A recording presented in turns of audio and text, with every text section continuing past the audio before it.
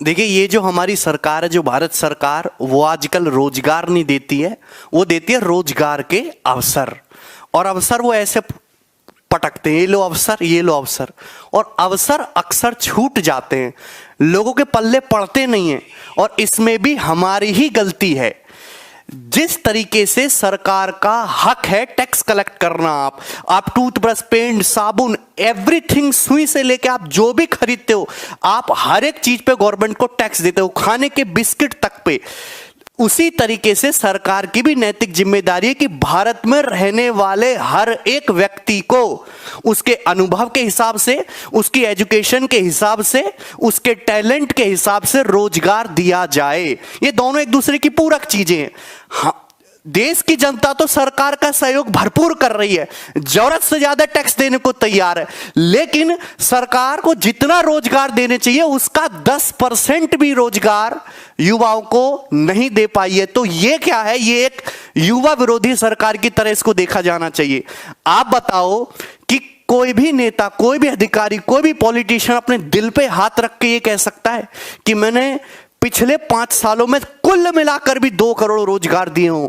साल में 2 करोड़ रोजगार देने की बात तो बहुत दूर की है कि पिछले 5 साल में कुल मिलाकर भी 2 करोड़ रोजगार इन्होंने दिए हों। कोई भी नहीं कह सकता। कहते कि हमारा इंडिया डिजिटल इंडिया बन रहा। भाई, डिजिटल तो विश्व बनना है। अफ्रीका में भी इंटरनेट चलता है, नेपाल में भी इंटरनेट चलता है, भूटान में भी इंटरनेट चलता है। हाथ में एंड्रॉयड फोन आ जाना और सस्ता इंटरनेट आ जाना और फेसबुक पे अकाउंट बन जाने को डिजिटल इंडिया कहते हैं। जिस इंडिया में 1 लाख स्टूडेंट का ऑनलाइन एग्जाम एक दिन में नहीं हो सकता, वो काहे का डिजिटल इंडिया है? बेरोजगारी 45 साल के चरम लेवल पे। कोई बात हुई भाई? ये है बेरोजगारी 45 साल के चरम लेवल पे पहुंच गई। दूसरी बात ये कह रहे हैं कि हम सीईटी लाएंगे, कॉमन एलिजिबिलिटी टेस्ट, रेलवे के, बैंकिंग के, एसएससी के, सारे स्टूडेंट को एक साथ इकट्ठा कर लेंगे। तुम एक बात बताओ, तुमसे अलग अलग तो एग्जाम सही से हो नहीं रहा। तुम्हारी इतनी क्षमता है क्या? वाकई में तुम्हारे अंदर इतनी ताकत है कि तुम सारे एग्जामों को एक साथ करवा पाओ?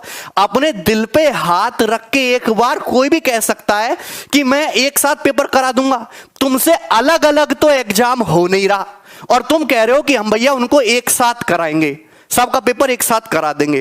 भाई, तुम्हारे बस की नहीं है कुछ भी।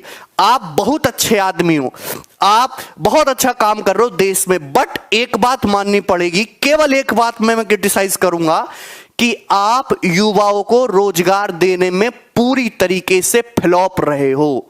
कुली नंबर 1 फिल्म से भी ज्यादा फ्लॉप रहे हो आप युवाओं को रोजगार देने में। बाकी आपने कितने भी बढ़िया काम करे हो। अब देखिए, इसके 2 सॉल्यूशन है। या तो स्टूडेंट ये समझ ले कि हमें तो रोजगार चाहिए ही नहीं, हम भूखे मर लेंगे, जैसे वो लोग शादी ब्याह नहीं कर रहे हम भी नहीं करेंगे, और देश बाकी अच्छा आगे बढ़ता रहेगा। लेकिन ये भी नहीं छोड़ सकते क्योंकि बेरोजगारों की संख्या इतनी ज्यादा है, 20 करोड़ की तादाद में बेरोजगार है।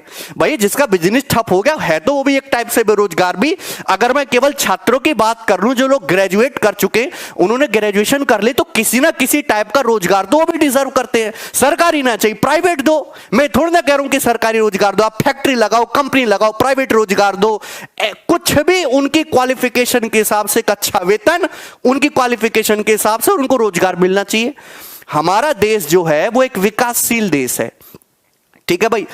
यहां पे जो हमारे जो प्राइम मिनिस्टर, जो प्रधानमंत्री, उनका काम क्या है?